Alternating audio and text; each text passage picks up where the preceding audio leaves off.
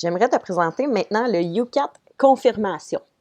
Là, tu es peut-être en train de te dire, ah, ben ça, c'est juste pour les élèves de 6e année. Non, non, non. Peut-être que tu as fait ta confirmation en 6e année, peut-être que non, peut-être que tu vas la faire plus tard, peut-être que tu l'as déjà fait quand tu étais plus petit, peu importe. La confirmation, c'est important des fois de se rappeler, c'est quoi? Qu'est-ce que j'ai fait quand j'ai fait ma confirmation? Pourquoi j'ai fait ma confirmation? Donc, celui-là, en fait, il n'y a pas de message, gros message d'introduction du pape. C'est vraiment comme plus de l'information sur la confirmation. On a les petits pictogrammes dès la première page et ensuite la table des matières qui est divisée en 12 parties.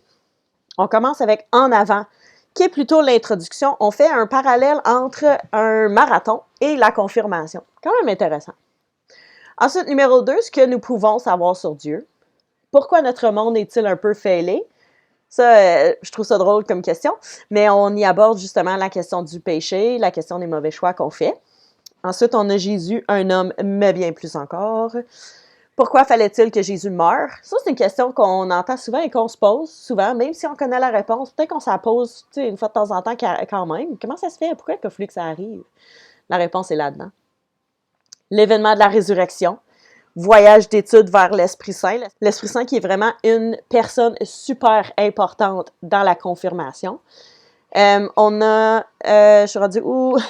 prié, blotti dans les bras du Dieu vivant.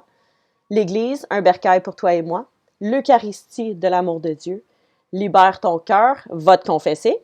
Et que se passe-t-il lors de la confirmation? Donc là, pour ceux qui vont faire leur confirmation, le chapitre 12 va être super important pour toi.